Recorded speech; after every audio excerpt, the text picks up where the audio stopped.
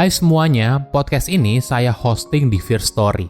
Kalau kalian belum pernah dengar Firstory, ini adalah platform baru yang paling lengkap dan mudah untuk membuat, mendistribusi, dan mengelola podcast kamu.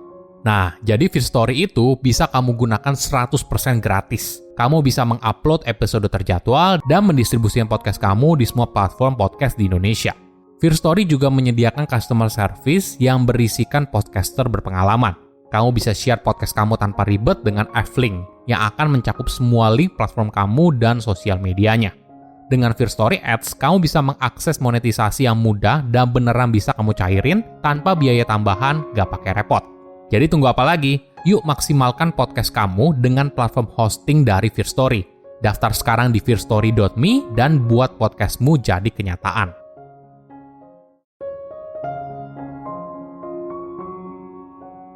Segala sesuatu yang kamu sukai pada akhirnya akan hilang, tapi cinta akan kembali lagi dalam bentuk yang berbeda. Halo semuanya, nama saya Michael, selamat datang di channel saya, Sikutu Buku.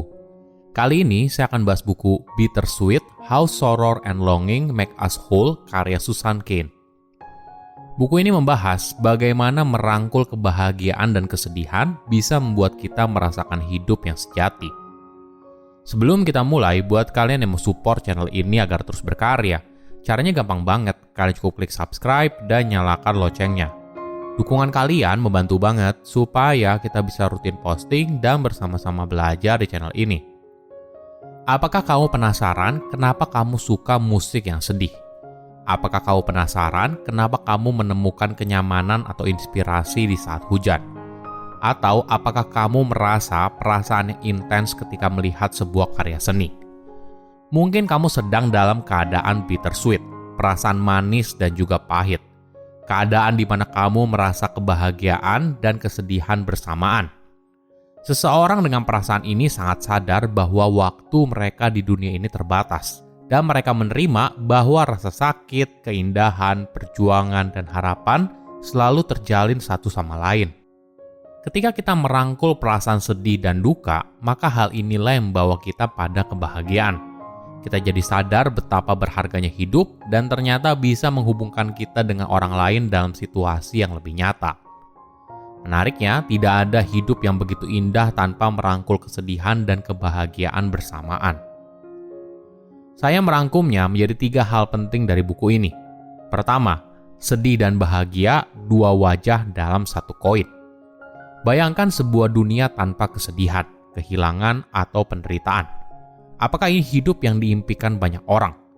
Sekilas mungkin iya, tidak ada yang bad mood, tidak ada yang menangis, kamu tidak perlu tiba-tiba bangun di tengah malam karena panik soal masa depan. Pasangan yang tidak akan meninggalkan satu sama lain, semua terlihat sempurna.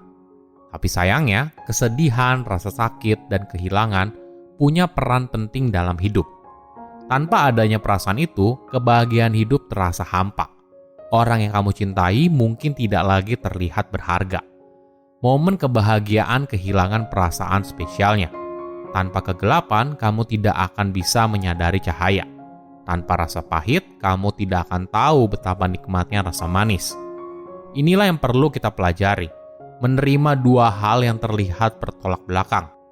Dengan belajar merangkul kepahitan hidup, maka hal ini akan membantu kamu untuk menikmati rasa manisnya hidup. Menariknya, ketika kamu justru terbuka pada rasa sakit dan kehilangan, maka kamu baru bisa menerima pelajaran berharga dari perasaan tersebut. Ketika mengalami sebuah kejadian buruk, entah ditinggal orang yang dicintai, merasakan kegagalan yang begitu dalam, atau kehilangan sesuatu yang berharga, perasaan ini seringkali tidak diperhatikan. Perasaan yang sulit seringkali dianggap tidak berguna, memalukan, dan seharusnya dipendam dalam-dalam. Penulis punya pendapat yang berbeda. Jika kita memendam kesedihan, kerinduan, dan kedukaan, maka kita akan sulit merasakan kegembiraan, cinta, dan kasih sayang. Penulis mendefinisikan perasaan bittersweet sebagai kecenderungan untuk merasakan kerinduan, kepedihan, dan kesedihan. Kesadaran akut melewati waktu, dan kegembiraan yang sangat menusuk pada keindahan dunia. Lintas generasi dan budaya, manusia sudah memahami 2 hal yang saling berkaitan, pahit dan manis, suka dan duka. Kita bisa menemukan kenikmatan dalam perasaan yang campur aduk. Di Jepang, festival diadakan saat bunga sakura mekar. Piknik diadakan di bawah dahan pohon sakura yang berwarna merah muda dan harum setiap musim semi.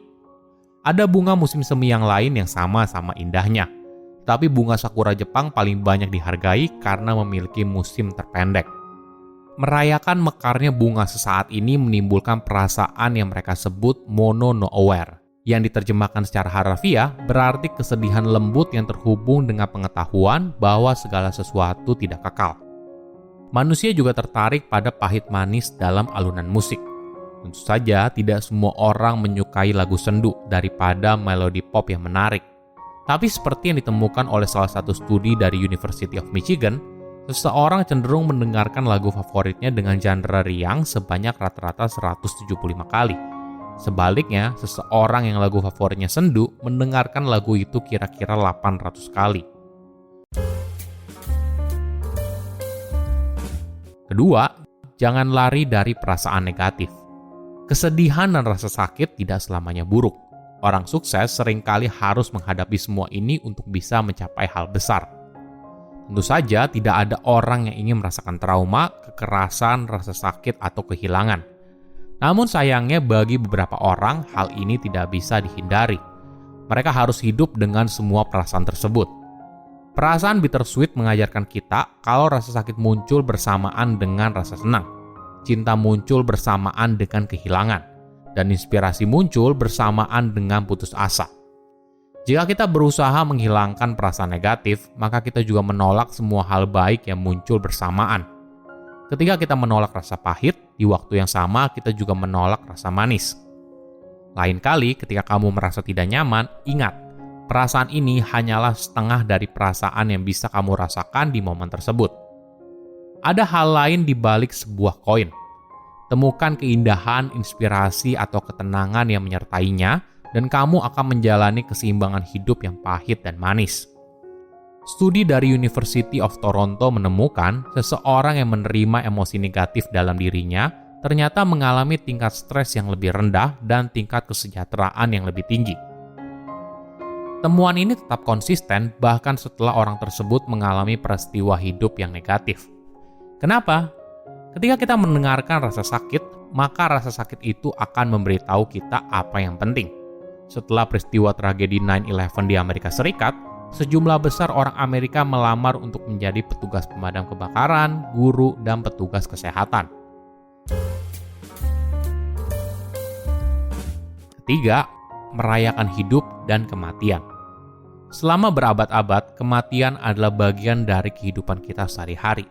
Orang-orang Victoria misalnya, menjalankan ritual ketat seputar berkabung, mengenakan pakaian serba hitam, dan menarik diri dari masyarakat selama beberapa waktu. Namun sekitar tahun 1930-an keadaan mulai berubah. Kematian pindah dari rumah ke rumah sakit. Pekerjaan merawat seseorang yang sekarat dan kemudian meninggal diserahkan kepada petugas kesehatan. Saat kematian semakin jauh dari kehidupan, kita semakin tidak nyaman dengan kesedihan dan duka. Sekarang, orang yang baru berduka didesak untuk berani, tetap positif. Mereka diberitahu bahwa almarhum menginginkannya seperti itu. Mungkin kita perlu belajar untuk menjalani hidup dalam keadaan bittersweet, bahwa hidup hanya sementara dan kematian merupakan sesuatu yang tidak bisa dihindari. Ada sebuah penelitian yang menarik. Peneliti berhasil mengidentifikasi sekelompok orang yang cenderung bahagia. Orang-orang ini mudah memaafkan, mencintai tanpa pamrih, cepat merasa bersyukur, dan tidak mudah marah. Siapakah tipe orang bahagia itu? Ternyata orang tua. Alasan mereka bahagia adalah mereka menyadari konsep ketidakkekalan. Semakin seorang tua, biasanya semakin sadar akan kematian dan kehilangan. Saat-saat kegembiraan menjadi lebih pedih. Dengan kata lain, seiring berjalannya hidup, perasaan bittersweet secara alami muncul. Penulis membagikan sebuah cerita dari seorang penulis bernama Franz Kafka. Kafka bertemu dengan seorang gadis kecil yang menangis di Taman Berlin. Dia kehilangan bonekanya dan tidak bisa dihibur untuk berhenti menangis. Kafka memberitahu gadis itu bahwa dirinya beruntung karena Kafka kebetulan adalah seorang tukang pos boneka. Selama berminggu-minggu berikutnya, Kafka mengirimkan surat kepada gadis itu dari bonekanya yang hilang, padahal ditulis sendiri oleh Kafka. Dalam surat tersebut, boneka itu bercerita tentang petualangannya. Akhirnya, Kafka memberikan gadis itu sebuah boneka baru dan satu catatan terakhir. Disembunyikan di rok boneka untuk ditemukan gadis itu nanti, mungkin ketika dia sudah dewasa. Catatan itu berbunyi, segala sesuatu yang kamu sukai pada akhirnya akan hilang, tapi cinta akan kembali lagi dalam bentuk yang berbeda. Silahkan komen di kolom komentar pelajaran apa yang kalian dapat ketika baca buku ini. Selain itu, komen juga mau buku apa lagi yang saya review di video berikutnya. Saya undur diri, jangan lupa subscribe channel YouTube Sikutu Buku. Bye-bye.